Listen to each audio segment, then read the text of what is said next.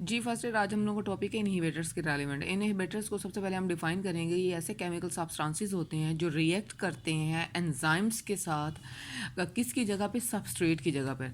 अब ये एक सबस्ट्रेट है और एक ये इनहिबिटर है। अब ये सबस्ट्रेट है और दोनों शक्लें क्या हैं, एक जैसी हैं। और ये एंजाइम के साथ क्या करेगा कि ये वाला जो इनहिबिटर है वो इस सबस्ट्रेट की जगह जहाँ जाके यूनाइट कर जाएगा। और जब ये यूनाइट कर जाएगा तो इसकी जो कैटालिटिक साइड है, जिसे हम एक्टिव साइड कह रहे होते हैं, हम लोग इस साइड को इस एंजाइम की एक्टिव साइड कह रहे होते हैं। और ये एक्टिव साइड क्या हो जाती है, ब्लॉक हो जाती है। ब्लॉक होती है तो जिसकी वजह से जो रिएक्शन है वो प्रोसीड नहीं हो सकता। इस चीज़ से हम बचने के लिए हम लोग क्या करते हैं कि सबस्ट्रेट की कंसनट्रेशन को बढ़ा देते हैं। और जब हम लोग सबस्ट्रेट की कंसनट्रेशन को बढ़ा देते हैं ना, तो क्या होता है कि सबस्ट्रेट की कंसनट्रेशन बढ़ी। सबस्ट्रेट की कंसनट्रेशन बढ़ने की वजह से इनहिबिटर्स की कंसनट्रेशन जो है ना वो नॉर्मल ही रहने, जितने उसके अंदर ऐड हो चुके थे उतने ही रहने हैं। लेकिन सबस्ट्रेट की कंसनट्रेशन को ऐड करने से या मैक्सिमम करने से क्या होता है कि इनहिबिटर्स के ऊपर जो है वो हावी हो जाते हैं और इस वजह से सबस्ट्रेट ही जाके एंजाइम की एक्टिव साइड के साथ यूनाइट होता है और वो प्रोडक्ट में कन्वर्ट कर देता है। अब हम लोग इसको डिफाइन इस तरह करेंगे कि an inhibitor is a chemical substance which react in place of substrate. Substrate की जगह पे जाके यूनाइट कर देता है एंजाइम्स के साथ। और इस वजह से एंजाइम्स जो हैं वो प्रोडक्ट में कन्वर्ट नहीं होते। क्यों? क्योंकि उसकी जगह तो लगा ही इनहिबिटर है, सबस्ट्रेट लगते तो प्रोडक्ट में कन्वर्ट होते ना। अब इनहिबिटर तो एक ऐसा सब्सटेंस है जिसने उस केमिकल रिएक्शन को रोकना है। इसी वजह से तो इसका नाम इनहिबिटर्स लिखा हुआ है। इनहिबिट का मतलब होता है रोकना। तो इन्होंने क्या किया है, कन्वर्जन रोक दी है सबस्ट्रेट को प्रोडक्ट में कन्वर्ट करने की। अब क्या होता है, ये इनके एग्जांपल्स में हम देखते हैं कि कुछ पॉइजन्स हैं वो इनहिबिटर्स का काम कर रही होती हैं। सायानाइड एक बहुत ही कहें कि स्वेर किस्म की पॉइजनस थिंग है जो कि वैसे ही सेकंड्स में बंदे को डैमेज कर देती है। एंटीबायोटिक्स हैं, एंटी मेटाबोलाइट्स हैं और कुछ जो है ना ड्रग्स हैं। इनहिबिटर्स को जो है एग्जांपल्स में आप लोगों ने ये देखना है कि इसकी एग्जांपल्स में क्या क्या चीज़ें आती हैं। मैंने आपको बताया पॉइजन्स का।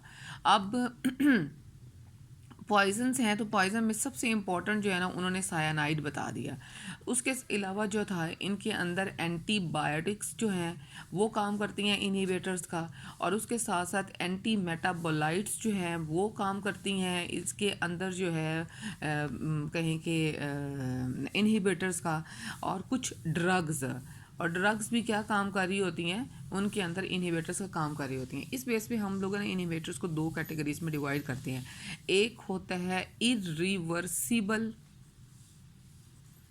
इनहिबिटर और एक है जी रिवर्सिबल। अब जो इरिवर्सिबल होता है ना, ये कभी भी रिएक्शन को वापस नहीं लेके आता। ये क्या करता है, ये चेक करता है रिएक्शन रेट को by occupying the active site and destroying the globular structure. ये क्या करता है, इरिवर्सिबल जो इनहिबिटर है वो जो एंजाइम का 3 डायमेंशनल स्ट्रक्चर है, उसका ग्लोब्यूलर स्ट्रक्चर है, उसको डैमेज कर देता है। जब उसने उसके ग्लोब्यूलर स्ट्रक्चर को डैमेज कर देना है ना, तो क्या होना है कि एंजाइम डी नेचर्ड हो जाता है। और जब एंजाइम डी नेचर्ड हो जाता है तो वो अपना रिएक्शन प्रोसीड नहीं कर सकता, उसका रिएक्शन क्या हो जाता है, ख़त्म हो जाता है। अब जो रिवर्सिबल इनहिबिटर्स हैं और ये कह रहे थे occupy the active site by forming a covalent bond और they may physically block the active site. Reversible जो इनहिबिटर्स हैं ये थोड़ा वीक सा लिंकेज बनाते हैं एंजाइम्स के साथ। और ये इसके इफ़ेक्ट को, रिवर्सिबल इनहिबिटर्स के इफेक्ट को हम न्यूट्रलाइज भी कर सकते हैं, मतलब ख़त्म भी कर सकते हैं। कैसे ख़त्म कर सकते हैं, जब हम लोग इनके अंदर सबस्ट्रेट की कंसनट्रेशन को इंक्रीज़ कर देंगे। और इनको भी फर्दर रिवर्सिबल इनहिबिटर्स को फर्दर दो कैटेगरीज में डिवाइड कर दिया जाता है। एक होती है कॉम्पिटिटिव और दूसरी होती है नॉन कॉम्पिटिटिव।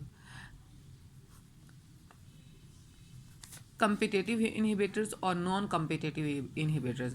जो कम्पिटेटिव इनहिबिटर्स होते हैं ना, इनकी स्ट्रक्चरल सिमिलैरिटी होती है सबस्ट्रेट के साथ, इसी वजह से ये सेलेक्ट कर लिए जाते हैं बाइंडिंग साइट के साथ।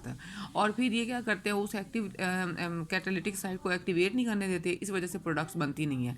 लेकिन जो नॉन कम्पिटेटिव इनहिबिटर्स हैं, ये एंजाइम्स के वो इनहिबिटर्स हैं जो कि एक्टिव साइट के ना किसी दूसरी साइट पे जाके ना यहाँ पर एक कॉम्प्लेक्स बना लेते हैं। ये एक्टिव साइट एंजाइम की अपनी है और ये इनहिबिटर्स की वजह से बनी हुई एक्टिव साइट है। तो they alter the structure of enzyme in such a way that if an genuine substrate भी बाइंड कर जाए ना, अब जाहिर सी बात है इसके साथ ये एक जेन्युइन सबस्ट्रेट इसके साथ बाइंड कर दिया, लेकिन ये प्रोडक्ट में कन्वर्ट नहीं होगा। क्यों? क्योंकि उसने इस दूसरी साइड पे जाके उसकी कैटालिटिक एक्टिविटी को डिस्ट्रॉय किया हुआ है, कैटालिटिक एक्टिविटी को जो है वो बाइंड्स किया हुआ है। इस वजह से इसकी जो नॉर्मल कहें कि डेवलपमेंट है, ये नॉर्मल कन्वर्जन है इस सबस्ट्रेट की प्रोडक्ट्स के अंदर, वो नहीं होती। क्यों नहीं होती? इस एक और कॉम्प्लेक्स बनने की वजह से जो कि दूसरी साइड पे होता है कैटालिटिक एक्टिव साइट के।